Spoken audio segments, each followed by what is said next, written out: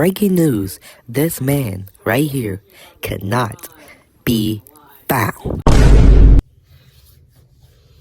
Back with another scary reaction. I know y'all was really liking the other scary reaction, so I was like, you know, let me do another one. Like, and this one, I don't know this person's videos, content. I just was on YouTube the one time, watching YouTube. It popped up on my home stream on YouTube, and I seen the thumbnail. I didn't watch it or nothing, and I was like, you know what?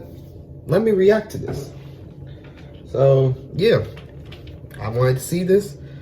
This is it. I don't know this person. Their YouTube. I say both of them. So I wanted to see this one. This was caught on recording. So it's really long. Pause. But yeah, go subscribe to him. This is gonna be my first time watching his content and everything. This person, I don't know, is a he, she, don't know the person yet, but yeah, let's go watch their videos.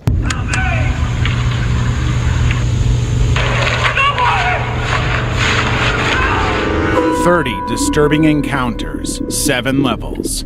I spent countless hours working on this iceberg to ensure it's exclusively made up of the most terrifying content humanity has to offer. We'll start with the strange and slowly work towards the most disturbing encounters on the iceberg. Let's start at the tip. Pause. Level 1. Shay Zonay.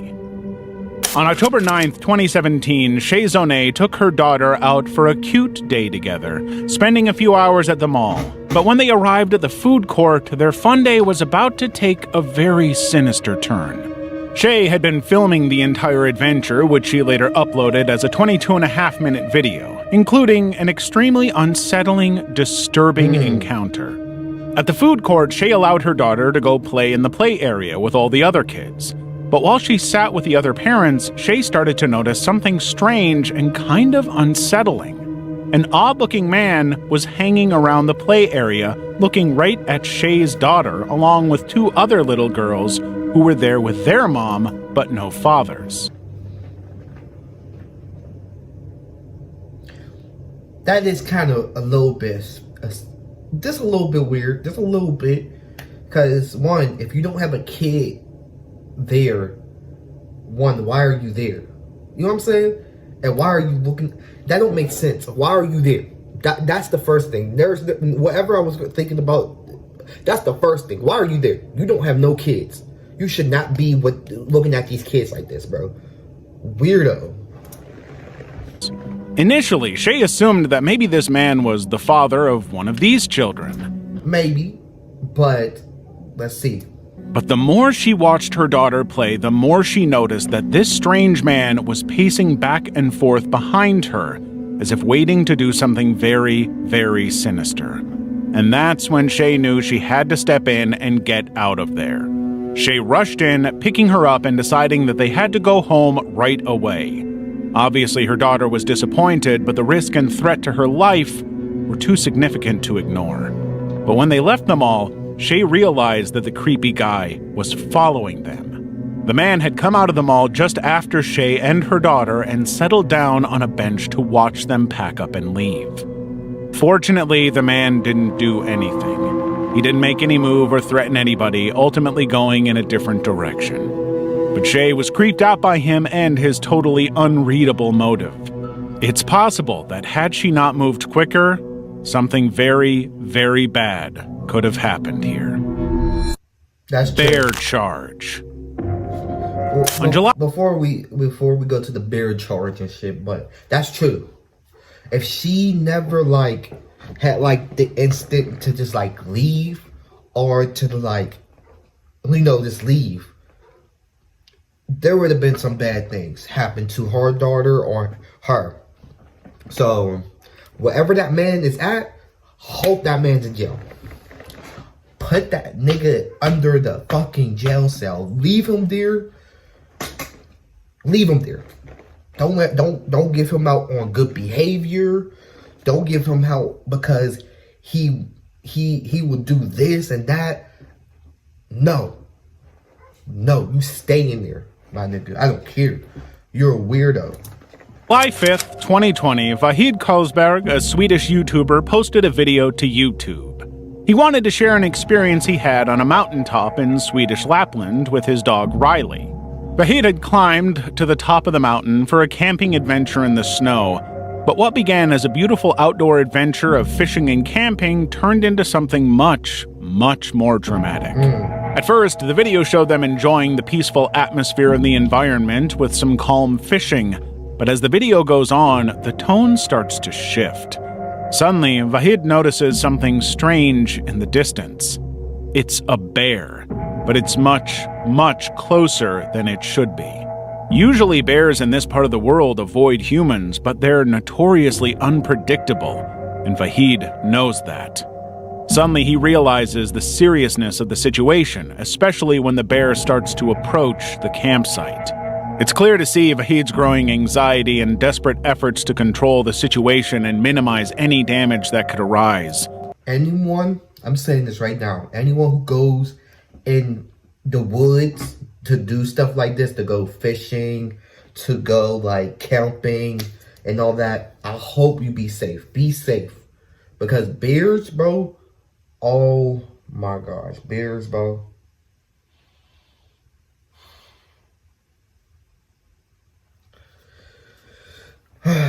Bro, I'd be scared. That's why I'm scared to go in the woods. Like, me and my friends are be talking about to go to do the camping little shit together and shit.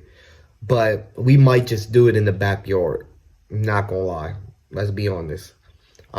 Because if we do it in the woods, bro, pause, that sounds wild to say, but if we go in the woods and camp and I never went camping. I never went to camping. I'm scared to go camping because of this. Seeing a bear, creepy people, and bugs, bro. I don't like bugs. Oh my gosh. Thinking about it, it's just, I don't know. Be safe. Be safe out there. Whoever goes out in the woods and do this shit. Be safe.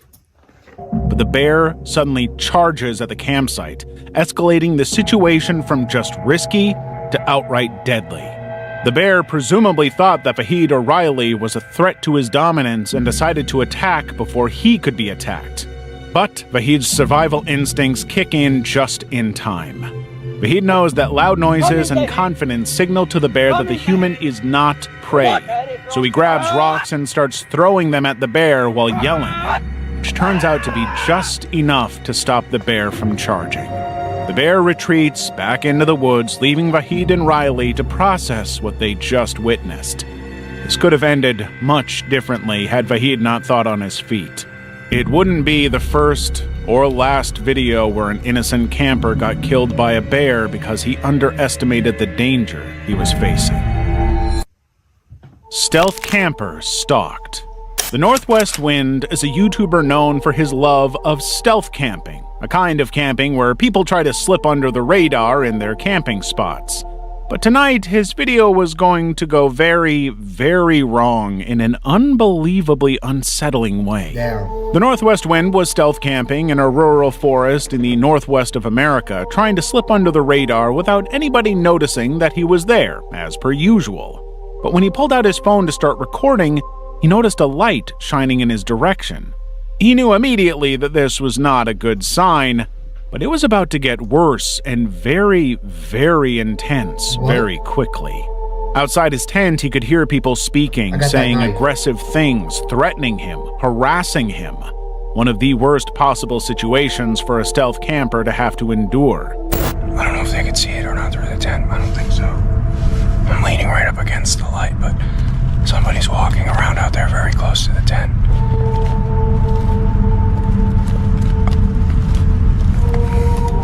He knew that the situation was about to turn very, very nasty if he didn't do anything. So he did the only thing he could think of to calm the situation and not escalate it anymore. He ran. Holding his phone tightly, he recorded the entire encounter, abandoning his camping gear and fleeing into the darkness. The video is too dark to make out who might be hunting him down, but the terrified desperation in his voice can't be ignored. But then, he trips and falls at a horrible moment just as the camera cuts out, leaving us unaware of what happens next. Hey, no disrespect, but I knew he was going to trip and fall. You know why? Because he's white.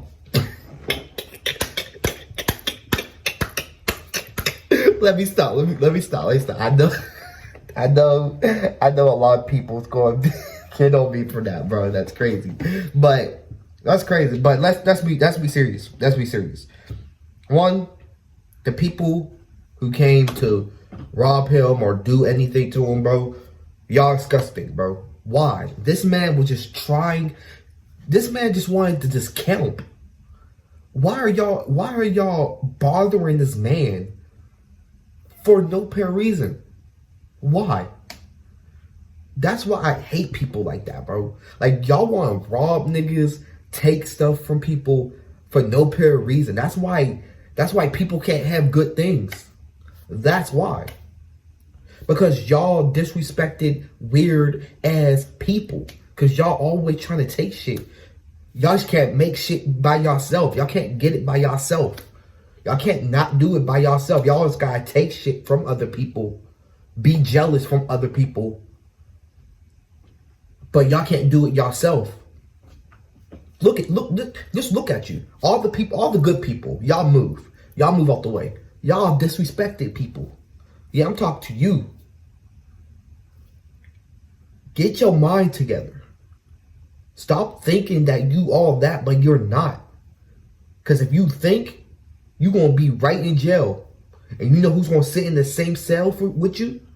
Two people. No, actually, 3 people. You know who them 3 people is? A nigga named Tyrone. Because Tyrone, he don't play. If you know, you know. The other guy, R. Kelly, he got that golden ring for you. Just know that. And then the third person, Diddy. Just know he snuck that baby oil in there. And him and Tyrone's gonna go to Pie Town with you. But I'm dead serious. Don't stop. Just stop the weird shit, bro. Y'all don't have to steal stuff, take stuff from people. Make it your own stuff. Go get a job. Do if you want a career on YouTube, on Twitch, push yourself to do that. It's not hard to do that. It's not hard to talk to a camera. Like right now, I know I have people watching me, but I'm talking to a camera in my room. Reacting, playing games, all that. You could do that. Just do it. Stop making up an excuse. Stop pushing it back. Do it. Don't. Like people think, oh, if I can't have it, no one's not gonna have it. But no, always be happy for that person, bro. Always be happy for the person who got that shit. Because they worked hard to get that shit, and you could do the same shit, bro. You could do the same shit, bro. I don't know what these niggas was on trying to so-called maybe kill him or rob him or anything, bro. But they're weird. They're weird. Of course, we know that he managed to get away as he's continued to put out videos, but he's never actually spoken about who caught him, why they chased him, or really what happened after this. All of his camping and video equipment was lost, but in fleeing the scene, he may well have saved his life. Level 2. Woman in the Road. On June 2nd, 2018, around 1:46 a.m., police in Texas were on a routine evening patrol with their dash cams on. But Sergeant Scott happened to notice a very unusual situation. The car ahead of him inexplicably swerved and braked in a highly erratic way. Initially suspecting that the driver may be under the influence or maybe even having a medical issue, Scott was ready to pull over. Okay. Then he noticed that the car had actually reacted to what seemed to be an object lying in the middle of the road. Actually, oh, my bad. I seen this video for somewhere. Where did I see this at, bro? Her car maybe broke down or something. And she was walking for too long or something, and she passed out. I think that's what happened. I seen this from somewhere, though. Looked like nothing Scott had seen. But as his car got closer, he realized that it was not an object, it was actually a woman. Her body was just laying there on the road, lifeless and asking for trouble. Obviously, he had no choice but to pull over and check it out, hoping that she wasn't dead, or that he could do something to avoid a serious accident. Fortunately, she wasn't dead. By the time Sergeant Scott got there, he could see that she was just unconscious in the worst possible place, but now he had to find a way to get her out of the road and away from danger. After waking her up, he managed to get her on her feet and tried to move her out of the way of the dangerous oncoming traffic, but it was clear that the woman was drunk. She had been behind the wheel, unable to drive the car with any coherence. Her erratic behavior ended with the car being run into a nearby ditch before she got out and walked back to the road. Okay, that's what happened. She was too drunk.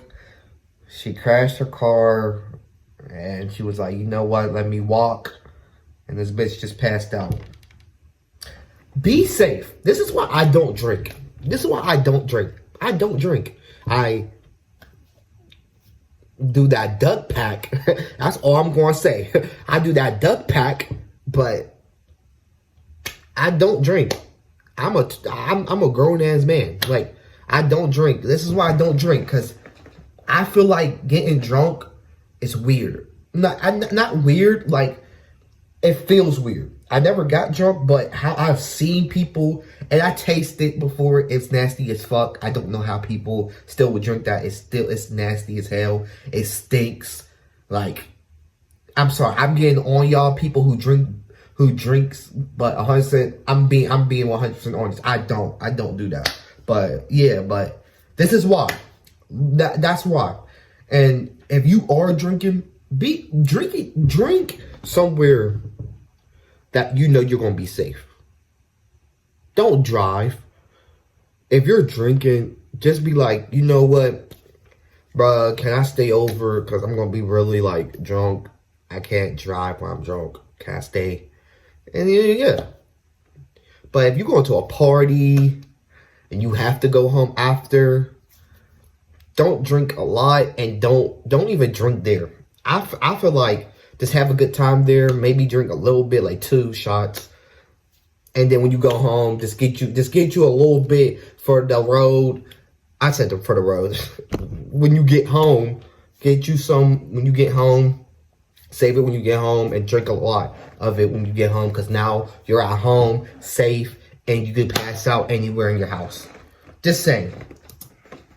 But her drunkenness got the better of her, leading her to pass out in the street just moments later. It was fortunate that Sergeant Scott got there when he did, as multiple cars got dangerously close to hitting her. And if they hadn't swerved, she would certainly have been killed by the impact. Yeah, that's crazy. Motorcyclist saves pink-haired woman. This biker was going about his business, preparing to make a delivery when he noticed a pink-haired woman rushing toward him, followed by a shady-looking and clearly agitated man. She's distressed, begging the biker to help her. Even in the footage, her distress is clear. This guy is not in his right mind. He's been chasing her for some time, and he was yelling something incoherent that was sending her into panic. It's obvious she had no clue who he is. But she had just found the one guy who was willing to help her. He could read the situation instantly, and he was not prepared to let it continue. As the man got closer to the bike, it became clear that he was on some kind of substance or drunk, totally incoherent and rambling, and a clear danger to himself and to others. He wasn't making any sense and seemed agitated by the fact that this girl had walked away from him. The biker knew exactly how to handle it. The biker told the man that she was his girlfriend, A pretty obvious lie, but an easy way to defuse the situation and shut down any aggression. Yeah, that's true. But I'm gonna just be honest with you. Nigga, you don't have no game. You don't have no game. Man was determined to make his point, but the biker refused to give in, calmly insisting that the man go away. And it worked. The man gave up fighting against the biker's wishes, choosing to wander off into the night rather than continue a losing battle. As soon as the man left, the pink-haired woman thanked the biker with a hug, knowing that he had likely just saved her life from who knows what kind of danger. Attempted kidnapping in alley. What? A security camera angled into an alley usually doesn't give much in terms of interesting footage. But this one was truly something to behold, with the owners of the camera never expecting to witness a miracle like this one. At first glance, this footage makes absolutely no sense. This young girl in the red coat seems to be waiting for something, maybe a ride or a friend or something, but suddenly she bolts off camera as if she's visibly terrified of something she just saw out of frame. When the owner of the camera first saw the footage, they had the same confused reaction. What did she see that gave her such an intense fright? So they rewound the footage back to the beginning, hoping to try and make sense of it. That's when it all fell into place. The girl had been walking down the alley alone, likely heading home, when a car suddenly pulled up beside her. Initially, she doesn't pay much attention to it, but the door opens and a hooded man in a mask goes to step out. He's obviously about to kidnap her, that she also sees coming. She starts to back up, clearly terrified of the situation. But just as the car is about to back up and make a second attempt at grabbing her, a stray dog rounds the corner and charges with some force. He starts aggressively barking at the man in the car, scaring him enough to send the driver speeding away. I'm not gonna cap with y'all. This little girl, bro. This girl. God is by your side. I'm not capping it. This is not a joke. I'm dead serious. God was by her side. This animal knew she was in danger and striked real fast and helped. Like, this is crazy. Like, it looked like the dog knew that these people in this car was dangerous. That's crazy. That dog should serve some good. Like, this dog is a hero. This dog is a hero, bro. This dog, I don't know, this dog is homeless or anything, but if this dog is homeless or something, bro, this dog needs food, shelter, something, bro. This dog needs something. It's a hero now. It's a hero. Aggressively barking at the man in the car, scaring him enough to send the driver speeding away. The dog didn't belong to the girl or to the building or the owners of the camera. It was truly just a stray dog that happened to arrive at the perfect moment and became the hero of the internet. Had he not shown up at all, it's seriously unpleasant to think about what this poor girl would have gone through. And it's an absolute miracle that this dog knew what to do at that moment. But not as much of a miracle as it would be if you could hit that subscribe button. Let's keep moving to level 3. Level 3. That was crazy. Masked Forest People. It was January 2015, and a group of film students in New Zealand were filming footage for one of their class projects near Auckland's Parnell railway station.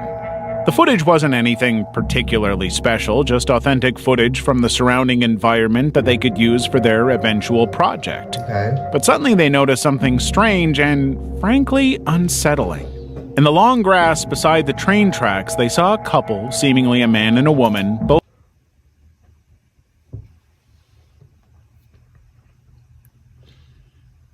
And now y'all know why some of us carry. Let me not say that. I had to bleep that out. Let me say weapons. Because this right here, no. I don't care if this dude was, I don't care if this is friends or not. You should not be playing like this. You should not be pranking shit. In 2025, you should not be pranking your friends like this if this was a prank. Because, bro, right when I be seeing, if I'm in the woods, hanging out with my friends, and I see two niggas with masks in the fucking bushes waiting for it, just looking at us, you know, I would have, boom, boom, boom, boom. Bro, I don't care, bro. Bro, you can't be playing like that, bro. You can't be playing like that, bro. You can't, because this shit. I watch too many scary movies, mystery movies, and all that, my nigga. You can't be playing like this. This is the #1 rule of going in the woods. You can't be playing like this, my nigga. You can't, cause nigga, if you get killed and if you get blasted, it's not my fault. It's not my fault, because you should not be doing that. Doing this shit. This is crazy. Like, let's see. Both wearing creepy white masks. That's weird. They weren't doing anything, just standing there, staring at them. It was a deeply unsettling thing to happen to catch on camera, and something that the students laughed off, convinced that this was a prank. But then they started moving in strange ways, as if in formation. One of them climbed onto a nearby tanker and just silently stared. Suddenly, their laughter shifted to something much more anxious and nervous, unsure whether they would be able to make it out of this situation. But the closer she got to the students, the more terrifying it became. The students couldn't keep an eye on both of them at once, and once they got too close, the group decided to leave the location entirely. On the way home, they noticed a police chopper flying toward the location they had just left. However, the real terror came later. When the students got back home, they looked over the footage they captured and found something truly horrifying. While they hadn't noticed it in the moment, they could see that the couple were seemingly holding something in their hands. And that something looked suspiciously like a gun. One of them seemed to be holding a pistol as she walked, something that's undeniable when you see the clip. It's not clear who's gonna shoot first. Boom, boom, boom, me. Called the cops, but this was not the first time the couple scared people in the community this way. Creepy Elder. In Mexico City, Maria, an Uber driver, arrived in a dangerous area of the city to pick up her passengers. But when she arrived, the passengers weren't ready to go, so Maria had no choice but to wait when she happened to notice an old man wandering around this empty street. After wandering around aimlessly for a while, he notices her vehicle. Suddenly, he starts walking toward the car, circling. Let me go back. Why? Hey, I promise you, I put money on it. When y'all looked at him, y'all thought the same way too. Calm down. Do this nigga look like the dude from that Street Fighter? Taken, the dude from Taken, the dude.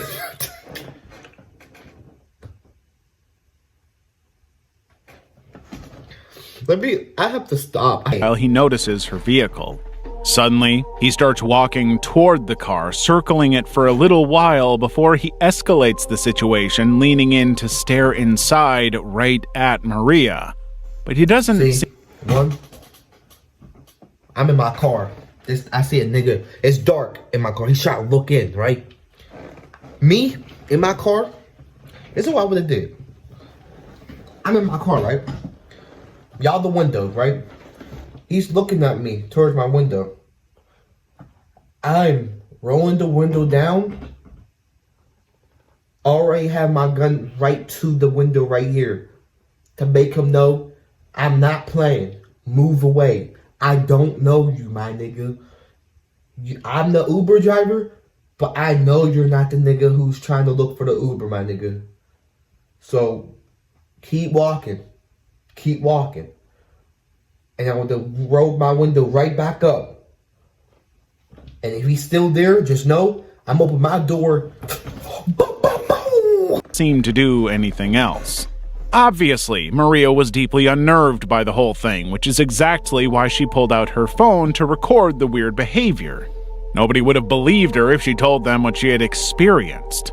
That's But true. even though he was being exceptionally creepy, the old man didn't do anything openly threatening. He just stood and kept staring without any effort to interact with Maria. He moved around to look through every single window in the car, a seriously creepy thing to do with no clear motive. Maybe he was homeless. He wasn't trying to get inside, he wasn't trying to break in, he was just standing and staring as though he had been possessed by something. Eventually, Maria's passengers arrived at the location, ready to leave, but by then the old man was firmly fixed on staring inside the vehicle. Of course, wasted no time.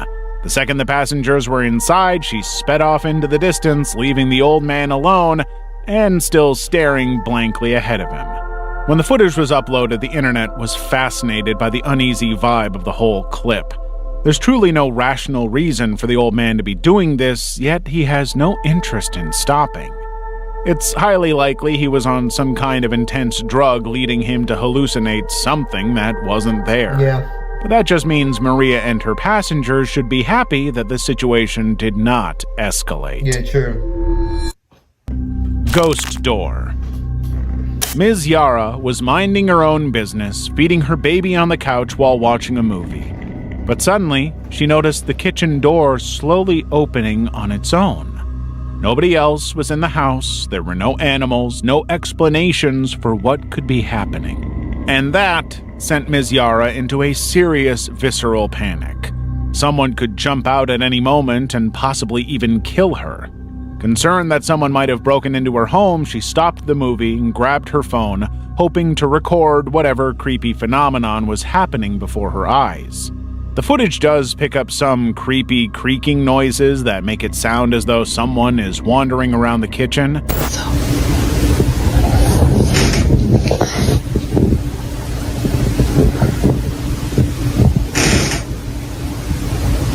Oh my god. It also captures the moment she begged for whoever it was to leave the house and not harm her or her baby. I would have grabbed my kid and we would have dipped out. Please go away. I'm not gonna cap with you. She didn't say that loud enough.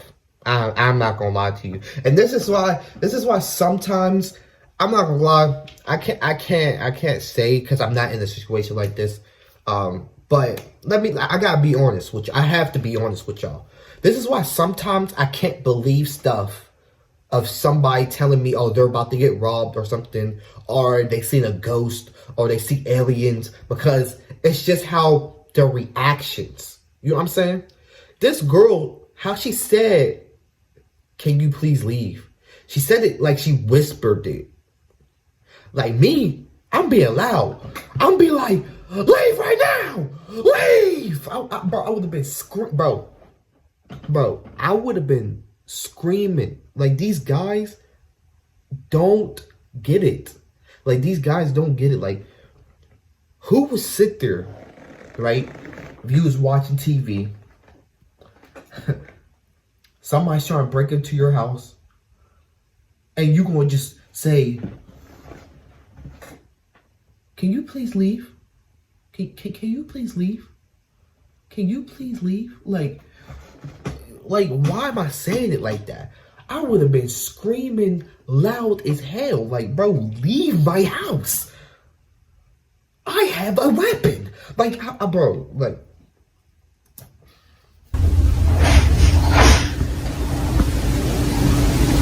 Please go away. See? Maybe she's too You're not scared wanted. to say it loud, but. Go away. See, she's saying it like she had an animal or something. Whatever you are, go away. But there was no immediate response beyond the sound of the ice maker in the kitchen, confirming that something was going on. Ms. Yara felt a presence in the house, and she could hear noises as though something was alive in the room just out of her sight. Eventually, she saw a dark, shadowy figure briefly appear before leaving the room entirely, as if obeying her wishes. When the spirit was finally gone from the house, Ms. Yara looked back over the footage to see if she had imagined the whole thing, but no, it was right there on camera. What? She uploaded the footage, hoping that people online would have experienced a similar situation, but most people who saw the footage were just shocked that Ms. Yara was brave enough not to leave her house. Okay. Yeah. Sushi Potato groped in public. During a 2021 live stream in Tokyo, Japanese Twitch streamer Sushi Potato encountered 3 male fans who requested photos with her. Initially happy to encounter her fans, she agreed while positioning her hand over her low-cut top for modesty. But one man demanded she remove her hand, and when she refused, another forcibly grabbed her wrist to pry it away from her chest. Y'all are some weird, sick piece of shits. There's a point of being fans of somebody and you do shit like this. This was weird. If she was covering her stuff, let her cover that. If you're a big fan, why are y'all weird? Why some people are weird like this? Why? What is wrong with y'all? Some of y'all, not all of y'all. All of y'all cool. There's some trolls. Y'all funny though. There's some people who really like fuck with people and they watch and they will fuck with you and 100% respect what you do. But there's niggas like these. There's niggas like these. And she's a whole female. Why are y'all doing this? Y'all, they're weird. The camera captured her frozen expression as the group took pictures while she stood rigid, her jaw clenched and eyes wide. She had just been harassed in front of the world. That's crazy. This violation occurred months after she suffered another public harassment incident. While live streaming in June 2021, Sushi Potato had sat cross-legged on a sidewalk to chat with a stranger. As they listened to music together, the man suddenly reached toward her boobs. She threw water at him and forced him to leave the scene before it could escalate further. Both assaults unfolded during street streams with the world watching, showing how bold and unashamed the harassers were. In the photo incident, the men maintained smiles throughout, treating the attack as a game, as if she had no real feelings or humanity about her. But in both cases, Sushi Potato resumes the stream immediately afterward, but her voice can be heard shaking. The video later circulated internationally in 2024, falsely attributed to India until fact-checkers identified the Tokyo location through cinema signage and verified Sushi Potato's streaming history. Bandit attack. On November 30th, 2018, Utah natives Bryant and Lauren Swenson found themselves navigating Kenya's rugged Kijabe Road, a last-minute route switch to avoid the blocked-up traffic on the main roads. Their Toyota Land Cruiser was also carrying fitness trainer Shiv Simani and colleague Collins Monde on a routine drive that turned lethal within seconds. As they rounded a bend, they encountered a stalled public van surrounded by 3 masked men, bandits. 2 of the bandits brandished machetes, their blades glinting in the sunlight, while a third fumbled with a handgun tucked in his waistband. The ambush site had been strategically GTA chosen. style. Potholes and rough fuck? terrain forced vehicles to slow, giving attackers an advantage. The Swensons' dashcam footage showed the robbers sprinting toward their Land Cruiser, weapons raised. Look at that nigga. I would've ran Bryant that slammed nigga the manual over. transmission Word into to my reverse, mother, buying ran that critical nigga over. seconds to I roll don't up the care. windows as Lauren shouted, "Drive!" The footage shows the bandits closing in, swinging machetes at an accelerating vehicle.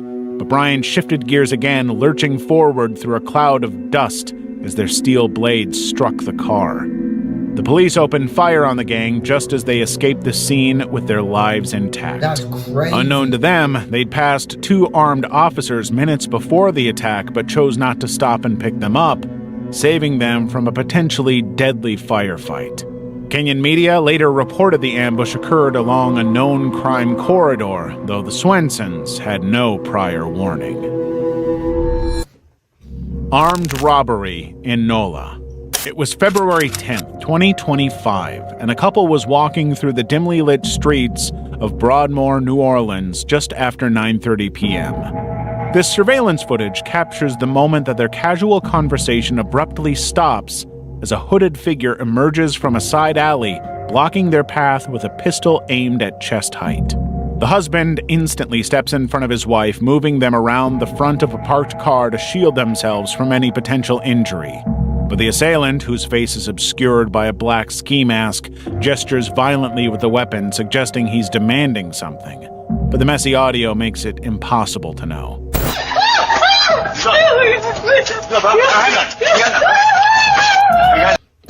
I'm not gonna count with you. He's one of the guys that 100% is a hero too. Cause let's be honest, some of y'all niggas right here, y'all did two things. Some of y'all would have left that. Y'all would have left her. Some of y'all would have maybe been like, they move, you run, I'll take care of him. That's some hero shit too. But this nigga, he said, babe, I'm pushing you, you need to move out the way. He grabbed that, but he was in front of her. If he gets hit, he gets hit. But she ain't gonna get hit. Bro, I don't know what dude wanted, but he's wild. That's what I meant. That's what I meant about these niggas who rob. Why are you robbing this nigga? For no pure reason. What you want, bro? What you want? What you want? What you want? What you want? For the next few seconds, the gunman waves the gun around until finally the husband removes his jacket and hands it over to the guy. Satisfied with what he has, the man immediately flees the scene. The police later confirmed the weapon was a modified 9mm Glock with an illegal extended magazine, meaning that this encounter could have turned deadly had the aggressor followed through with their threats. You're telling me he just only wanted the jacket? He's a broke-ass nigga. Word to my mother, you're a broke-ass nigga. You just robbed the nigga for a jacket? For a jacket?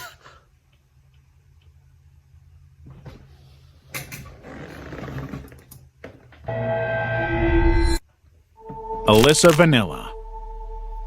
Alyssa Vanilla is a solo female van lifer who uses her YouTube platform to document her daily life around the United States.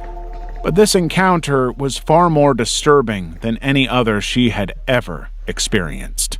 While camping in the remote desert outside Tucson, Arizona, an unidentified man in an ATV approached her campsite unannounced. He initiated a conversation by asking if she needed water, then casually revealed he wasn't a park ranger but a local resident. The man lingered despite Alyssa's guarded responses and clearly disinterest in talking to him, detailing his family life in a way that felt performative. He said his wife lived nearby and that she was welcome to come for a shower, but suggested she visit when he's home to avoid arousing any suspicion. When asked about her camping plans, he replied, "If you do stay, I'll see you again," a statement that sounded far more like a threat than anything else. Hours later, the man returned, but this time he claimed a stranger was watching Alyssa through binoculars from a nearby mountain ridge. He suggested that they should relocate to an exposed area he felt was safer. But that's a direct contradiction of basic safety logic for solo campers. However, the most unsettling part of it was his description of the stalker. He said the guy was someone who checks if people have water, the exact thing he did earlier. Unnerved. This nigga snitched on himself. How you a big rat than 6'9"? By the situation, Alyssa packed to leave, but the man didn't depart. Instead, he sat motionless on his ATV, hands gripping the steering wheel, staring silently and making no conversation while she dismantled her camp. Throughout the encounter, Alyssa maintained a calm demeanor while filming discreetly, capturing the man's shifting narratives and constant unsettling presence until she could finally escape the situation. Attempted abduction. This footage was captured on the 6th train in the Bronx. The train was almost empty as it pulled into the Morrison Avenue Soundview station, but this man in the bright red jacket was obsessively staring at a young girl asleep by the window. As the train comes into the station, the man leans in, gently nudging her companion, but the person she's with doesn't move. Taking this opportunity, the man lunges forward, grabbing the girl's torso and dragging her out onto the platform, kicking and screaming. As she causes a scene, passengers start shouting to try and draw attention, but the girl manages to break free and scrambles back onto the car, screaming about the man that just tried to abduct her. What the fuck, man? Fuck! Fuck! What are you doing, fuck? Fuck! Fuck! Fuck! What the fuck, Bob? Bob, get the fuck up! Get up! You think he's trying to grab me? You think he's grabbing me at the train? Yo, the nigga just had to scream at him, look! The guy who did it doesn't even try to run. He just sits there watching as the train leaves, knowing that he was never going to get caught. Or so he thought. His name was Sonny Alloway, and when the footage went viral online, he couldn't escape it. Outside a Bronx deli, the locals recognized him and immediately decided to give him special treatment by beating him up. Beat his ass. Beat his ass. Whoop his ass, Trick. Instead, he didn't do anything, but police were on the scene to arrest him within minutes. Fortunately, the woman wasn't hurt, but she never formally reported the incident, leaving prosecutors reliant on the video and witness accounts. However, Alloway had a long criminal history, including prior weapons and assault charges. This nigga dumb. Carolina Judah. A young TikToker, Carolina Judah, was walking home late at night when she realized that a man was following her through the foggy streets. She got on her bus home, but the man was still following her. When she got off the bus and continued her journey home, he was right there at every step of the way. And no matter how much she tried to ignore him, he was always there and always caught on her camera. Even when she started speeding up, it seems like he's chasing her, not letting up for even a moment. But suddenly the situation escalated as he began shouting something at her. Carolina couldn't make out exactly what he was shouting, but it was clear that he was behaving very strangely, as though he had been drinking or indulging in some kind of drugs. The second she turned the corner, Carolina sprinted her way home, determined to escape him, but she was not out of the woods. 23 minutes after arriving home, she heard the doorbell at the gate start to ring. She knew that he had found her home. How? Terrified of how unhinged this man was behaving, she called her mom, but her mom didn't pick up. This is why, look, like I kept saying in this video, grab that weapon, walk up to the door, give him 2 chances. Actually, fuck it. Give him 1 chance. And say, if you don't leave, I promise you, you're not going to walk or see no one again. Just promise me. So you got that 1 chance. If he don't leave, open that door. Boom, boom, boom. Bro. When she peered outside the window, she could see the man standing right outside her gate, as though waiting for her. Tired of playing her game, he jumped her gate and tried to open her door directly. Carolina locked herself in the bathroom, continuing to call her parents until they picked up, allowing her to finally explain the situation. Eventually, he stopped trying to get into her home, but Carolina didn't move. She was afraid that it was a trap. Her parents eventually arrived, but the man was long gone. And when the video was uploaded to TikTok, Carolina was cruelly criticized by people who argued that she should have led the stalker to a well-lit, populated area. But given that there was no place like that on her way home, her options were very much limited. There was nothing she could have done. That's crazy. Soaked woman. Pause. In 2022, a TikToker went on a late-night drive in a remote area of Belmont, Michigan, when she happened to spot a woman who looked like she was soaking wet on the side of the road. It didn't make any sense. It hadn't been raining anytime soon, and it seemed unlikely that this woman had come from any kind of home. The TikToker naturally came to the conclusion that this bizarre situation must have been some kind of trap to get her out of the car and ambush her. She could be robbed or killed or something else altogether.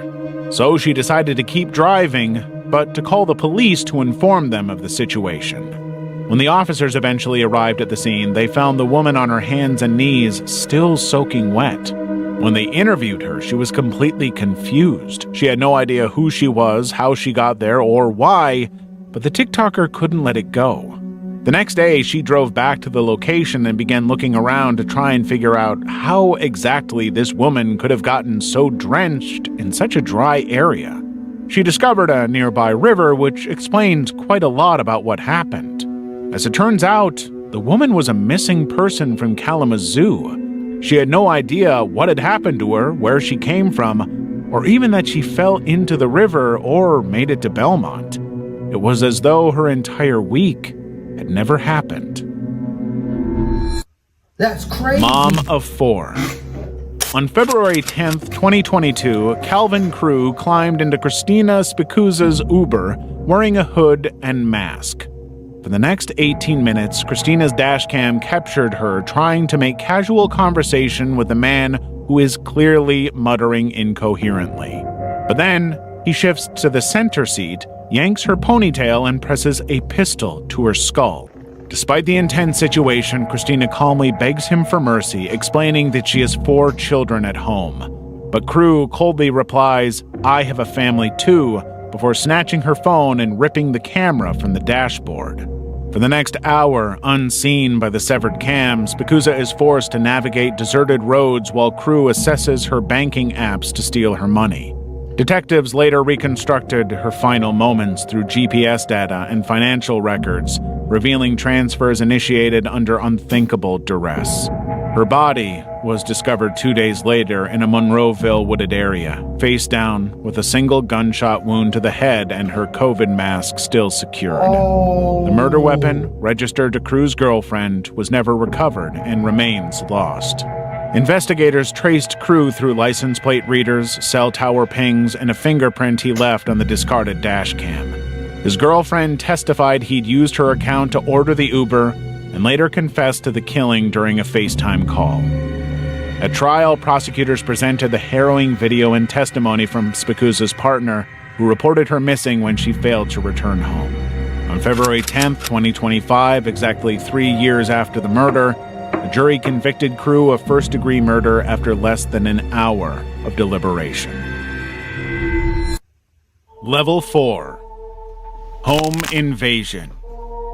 In 2015, a homeowner returned home in San Jose, California to discover that his door was open.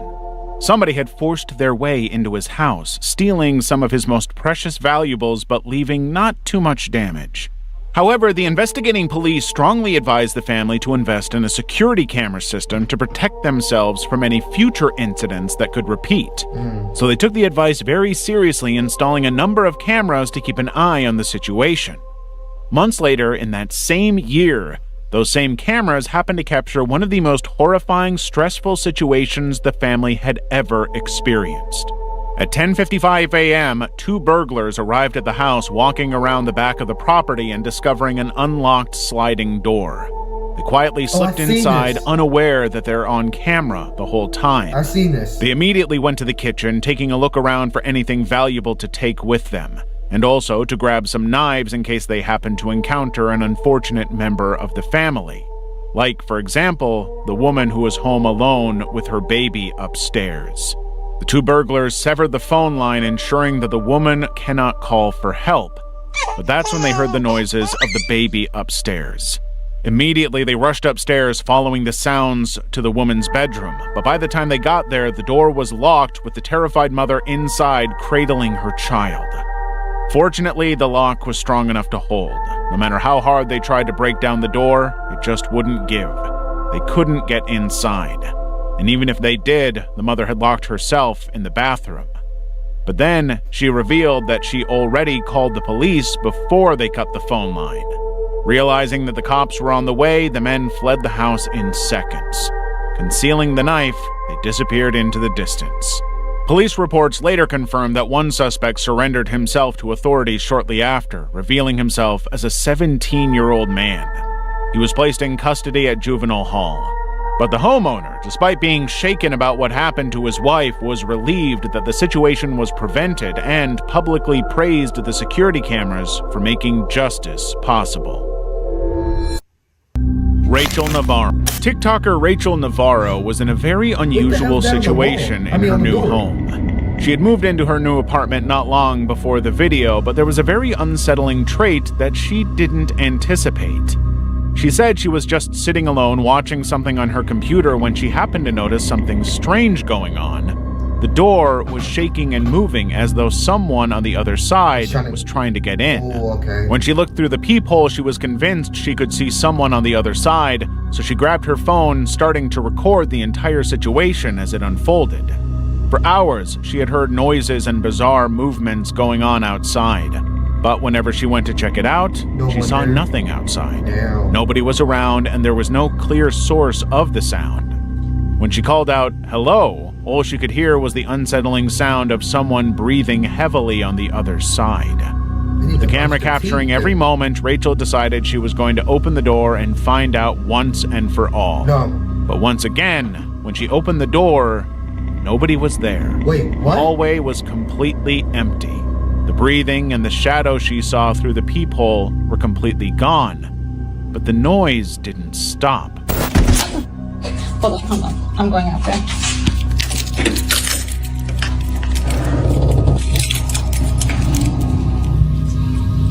The video picked up the bizarre sounds of the extremely dark hallway, the strange whooshing or breathing sounds echoing through the pitch-black hallway.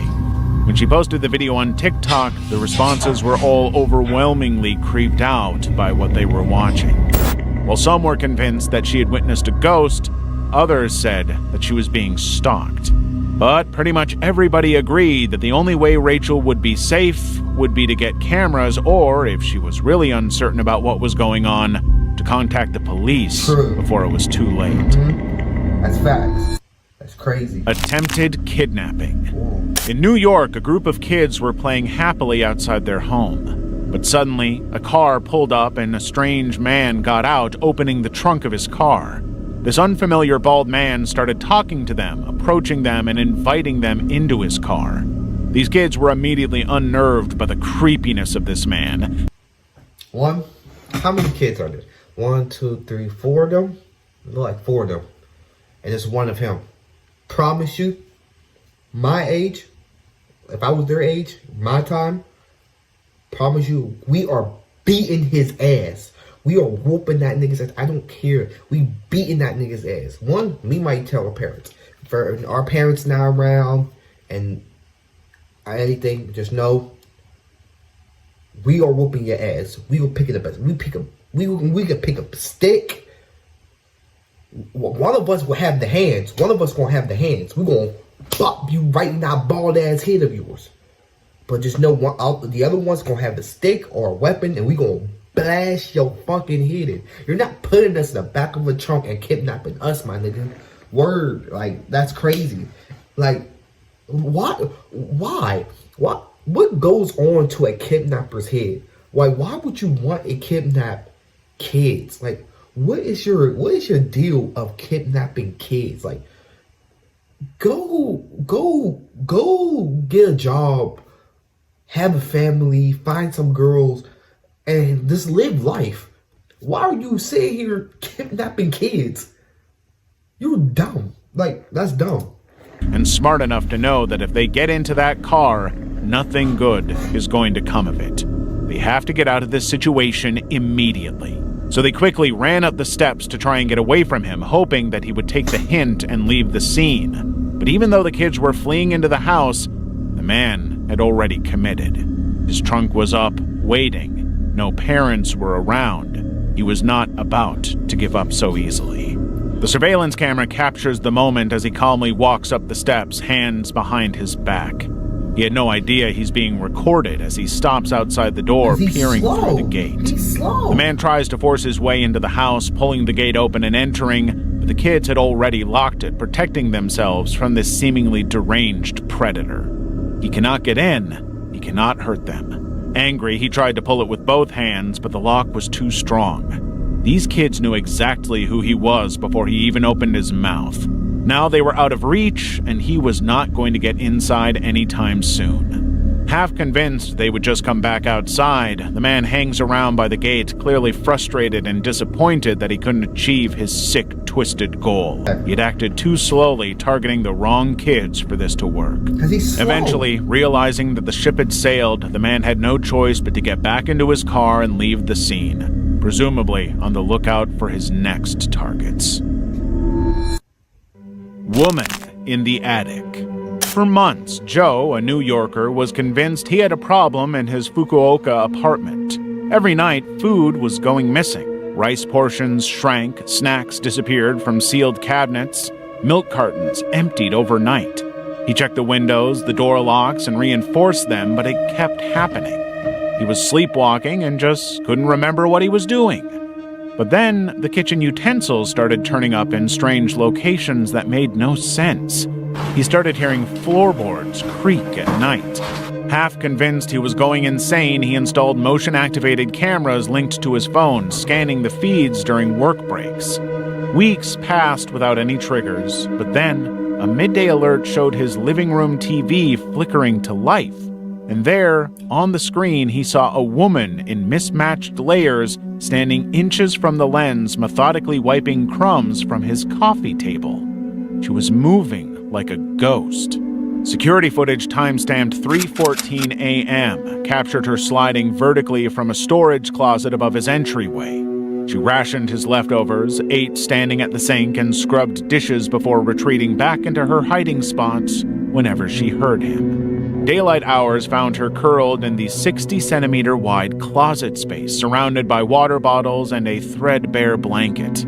He couldn't believe that there was a woman living with him that he never even knew about.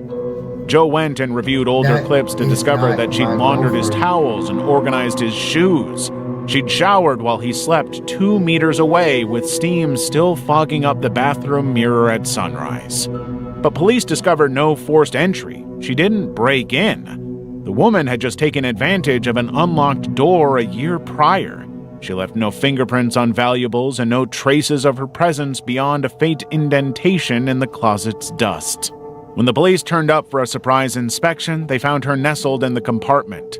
She apologized for borrowing warmth, explaining she'd timed her movements to his snoring patterns, monitoring his schedule through wall vibrations, exiting only for nighttime bathroom breaks in his sink.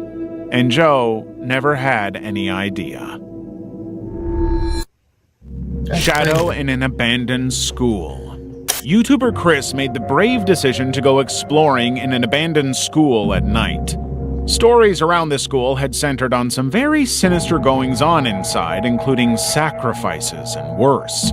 From the second he entered the school, the darkness and the quiet was terrifying, and every step was only making his anxiety worse and worse. Oh boy. But he wasn't about to stop.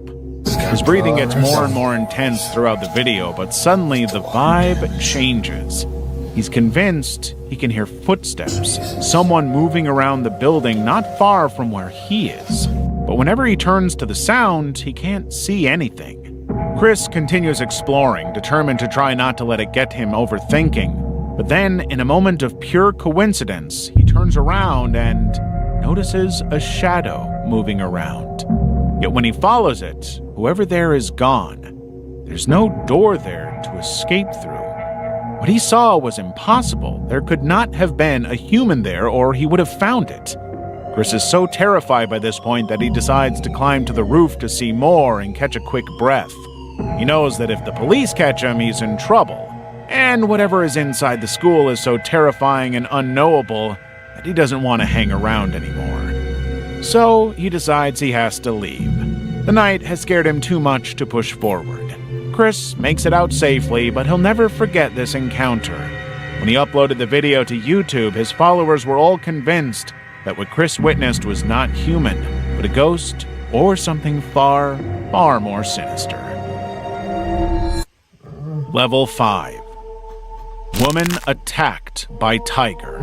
On July 23, 2016, a family touring Beijing's Badaling Wildlife World entered the Siberian tiger enclosure in their car. But Zhao Zhang was so irritated by her husband's driving that she decided she wanted to be the one to drive immediately. Security footage shows the car slowing to a stop near the dense foliage. Without any clear warning, Zhao climbs out of the passenger side, walks around the front of the vehicle, and opens the driver's door. She's tense and clearly irritated by the argument within the car. But just as she leans into the car, a 400-pound tiger leaps from the undergrowth. It lunges at Zhao, clamping its jaws around her neck and dragging her backwards into the grass. Oh my God! Her husband scrambles out, shouting, but freezes as the predator vanishes with his wife. Seconds later, Zhao's 57-year-old mother, Li, bolts from the car in pursuit, ignoring the roars echoing through the enclosure. She just wants to get her daughter back. But there's a second tiger stalking the road. What? And as Li sprints towards her daughter's limp form, which is now partially obscured, the second tiger intercepts her mid-stride and tackles her to the ground. At this point, you can see park staff in a patrol vehicle blasting air horns and revving their engines to try and stop the chaos. But the attack continues for another 20 minutes. By the time the tigers were handled, Li sustained catastrophic injuries to her face and neck, dying before the paramedics could arrive. But against all odds, Zhao survived. She had deep lacerations, spinal damage, and a permanent facial scarring, but she was somehow alive. Unfortunately, the family had signed a safety agreement that clearly forbid exiting in predator zones, though Zhao claimed the staff failed to properly explain the rules. Zhao sued the park for inadequate emergency response and insufficient warnings, but the park faced no legal liability, citing clear negligence by visitors. Wow! Tommy Braley found. On August 25, 2017, Tommy Braley left Brewer's Bar and Grill in Sumter, South Carolina in his silver BMW 325i and vanished. For the next 7 years, his family clung to fragmented hopes. Was he alive somewhere? Why had no trace of the car surfaced? Described as the glue of his family, Braley's absence left a void, with relatives organizing searches and pleading for answers, but they got none for years. Damn. In late December 2024, scuba divers Adam Brown and Jason Sorada arrived in Sumter armed with sonar equipment to scan the waterways near Crestwood High School, a route Braley would have taken home. The team focused on a small creek off Highway 401, which had never been fully explored in the investigation. Hours of methodical scanning led to the discovery of a faint outline. A vehicle submerged 10 feet below the surface. A BMW. Authorities were immediately alerted, and a tow truck hauled the waterlogged BMW out of the creek. It matched Braley's car exactly, and inside, slumped in the driver's seat, were skeletal remains. Family had to wait for confirmation, which only made the anxiety even worse. But dental records confirmed the worst. Tommy had been in the car all along and had just never been discovered. But now there were even more questions. How had the BMW remained undetected in a shallow, publicly accessible creek for nearly a decade? Why had earlier searches missed it? Adam Brown later reflected on the proximity of the site to Braley's home, saying that it was a tragedy that such a short distance had separated the family from the answers they deserved. That's crazy. However, investigators haven't discussed potential causes of death or how the car entered the water, leaving the final moments of Braley's disappearance an unsolved mystery. Wanted man attacks young girl. Wow. This 13-year-old girl was on her way home, unaware that she was being followed by a creepy man. But the whole thing was caught on security camera, and nobody could have expected the direction the encounter took.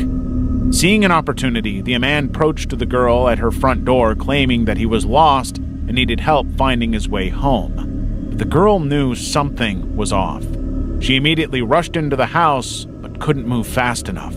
The man forced his way into the house, determined to attack her and finish what he started. What? But as soon as he grabbed her, the girl fought back, slapping and scratching his face before he eventually let go. Nope. When he realized the house was full of cameras aimed right at the spot where he attacked the girl, he started to panic, fleeing the house entirely. The girl immediately called her dad, informing him of what had happened, and he rushed home to check on her. police investigation confirmed that this man was already wanted for trying to assault a woman at a shopping mall just a month earlier. If she hadn't thought as quickly as she did, the girl would have been subjected to even more harm and never got the justice she deserved. That's crazy. Level 6. Vlad NCL harassed. Vlad NCL is a Russian YouTuber famous for his extremely unique social experiments.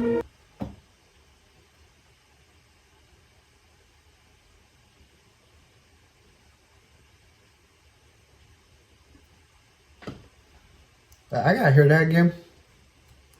Level 6. Vlad NCL harassed. Vlad NCL is a Russian YouTuber famous for his extremely...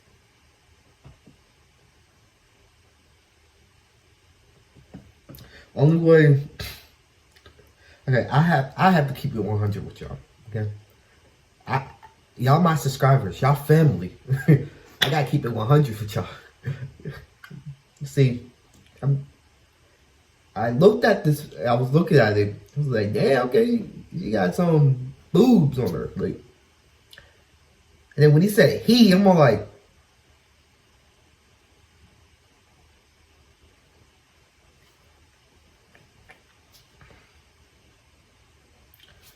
I know some of y'all about to clip this and be on TikTok. Oh, y'all. Yeah. Fuck. Okay. Unique social experiments. He dresses as a woman, adopting a much higher voice, and wanders the streets of New York City to see how he's treated as a woman. Experiments got a little too close for comfort. Vlad was wandering the streets when a man suddenly approached him and said that she looked beautiful. Almost immediately, the man pushed into Vlad's personal space, insisting on buying this woman a drink. Even though she said no, the man refused to give up. Suddenly, that's when you need to leave. Why are you trying to still holler at her? Like, she said no. Okay, my bad. Actually, don't even say my bad. Just go, okay, sorry, have a good day, and walk away. Like, come on, man. That's not hard. He insisted that he liked this woman and wanted to get to know her more. The man continued pushing his face toward hers. And then he started looking as though he was about to do something very wait, come on. Let's go back. Let's look at this man's face. And then this is a face of a crazy nigga. He started looking as though he was about to do something very, very bad. No matter how much Vlad insisted on going home alone, the man insisted on going with her, even touching her without consent. Every time he went to kiss her or make a move, Vlad was forced to push back. But the guy even made it clear that her resistance and discomfort were only turning him on more. Frustrated that this guy was not listening when Vlad said to stop touching, Vlad finally pushed him with some force, catching him by surprise. But even that seemed to just make him more in awe of this woman. Eventually, Vlad managed to get out of the situation, but he noted in the video how unsettled he was that so many people went past and did not bother to help at all, suggesting that if something went wrong, nobody would have stepped in. Murder of Myrna Salehin. On January 6, 2016, 27-year-old Wayan Myrna Salehin, a recently married socialite and daughter of a prominent Indonesian businessman, arrived at an upscale cafe to meet her friends.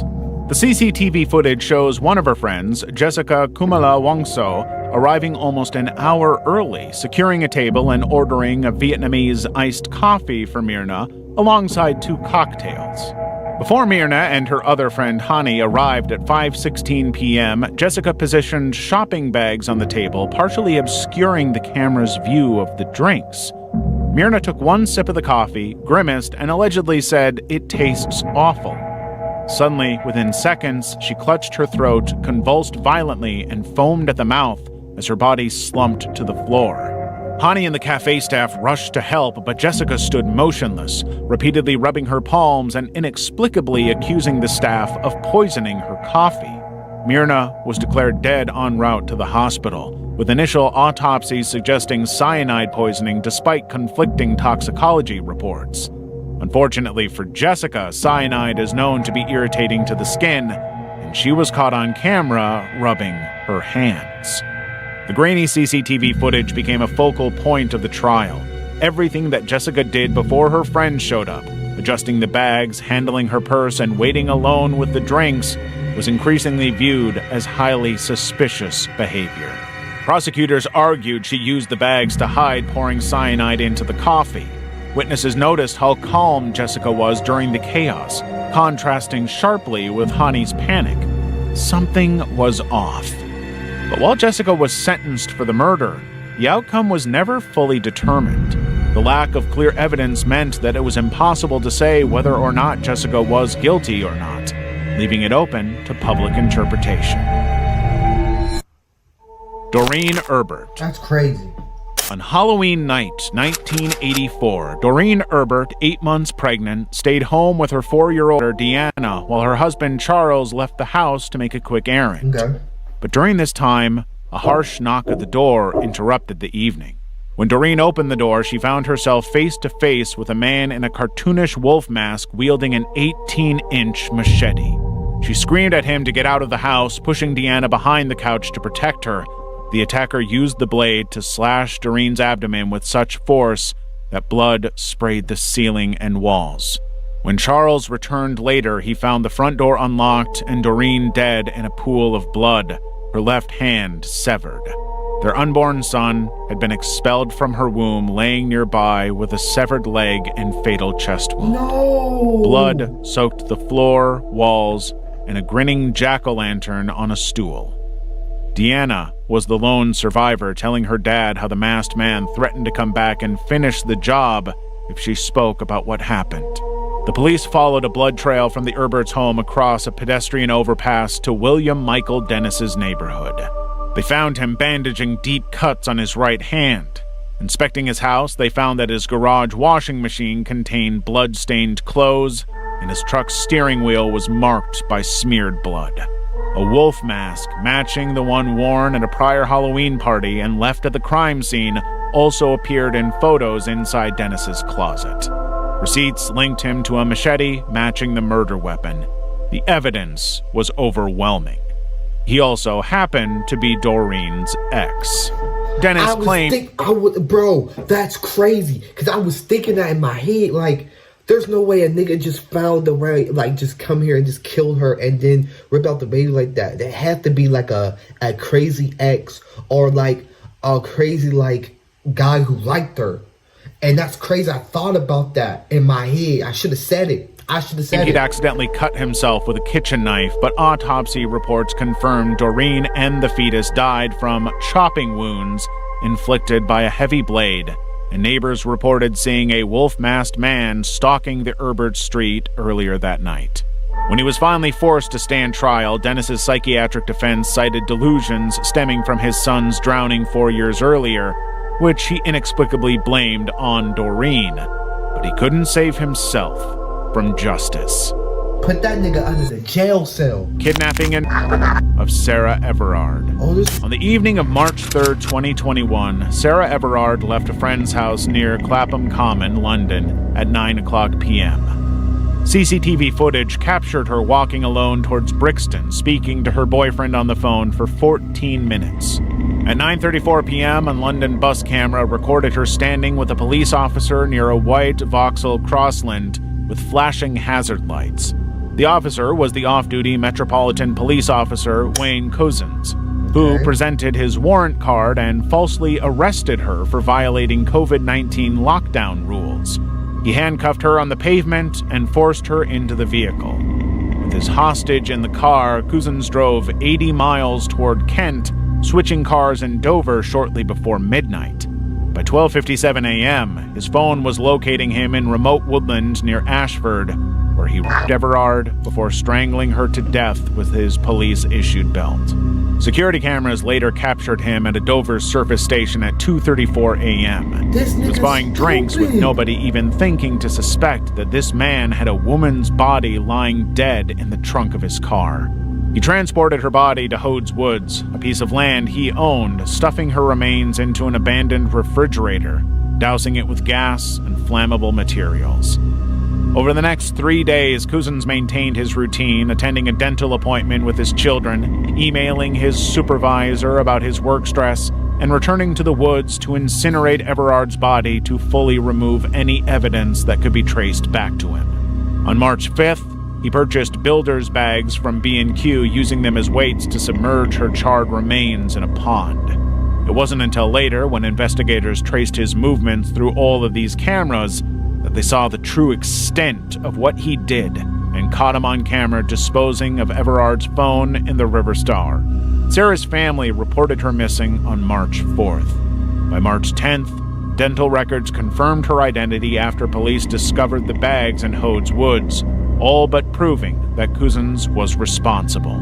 To defend himself, Cousins initially fabricated a story about Eastern European gang coercion, but cell site data and DNA evidence, including his semen and her blood in his car, left no credible innocent explanation. Caught out, he pleaded guilty to kidnapping and receiving a rare whole-life sentence for the depravity of his crimes. Level 7. The Sushi Stalker. In 2004, Rie Miyoshi began dating Hideto Kozutsumi, but by 2006, she ended the relationship due to his increasingly unsettling behavior toward her. But even though the relationship was over, Hideto was far from happy with it.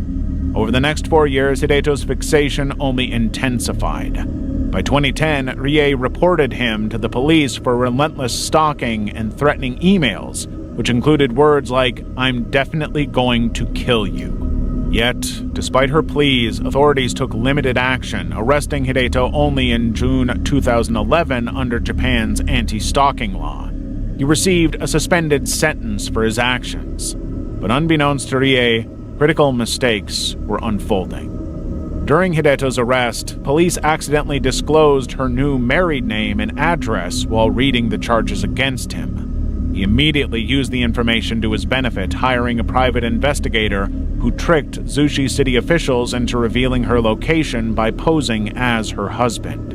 These breaches handed Hideto the tools to hunt down the woman he believed was his. After his release, the harassment continued at an alarming speed. Between April and November 2012, Hideto bombarded Rie with over 1,000 emails demanding monetary compensation for her breach of contract after she married another man. Increasingly scared for her life, Rie returned to the police, but they dismissed the emails as non-threatening. They were wrong. On November 6, 2012... They were super wrong. They're dumb. This is why I don't sometimes like the police, because they don't think sometimes. Hideto arrived at Rie's Zushi apartment while her husband was at work. There were no signs of forced entry, suggesting she might have opened the door under duress or intimidation. But as soon as he was inside, Hideto stabbed her repeatedly, killing her. With Rie dead, he hanged himself from her second-floor balcony. By the time police found Rie's phone, her inbox was filled with unanswered emails, many repeating the same demands. The tragedy exposed a series of systemic failures in Japanese law enforcement.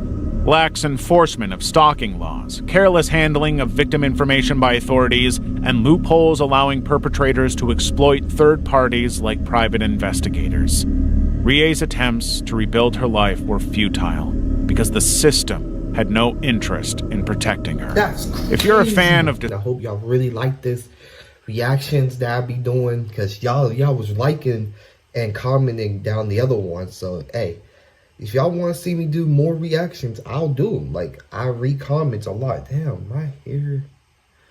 That's okay. I'll just fix that when I edit this video. But yeah, I really love his videos, for real. I had to subscribe. That was something new. Subscribe to him. I'll tag his name literally down in the description. Just click his name, take you right to his page. So yeah, like the video, subscribe, and I'll see all of y'all on the flip side. Check that video on the side. I'll see y'all later. Goodbye.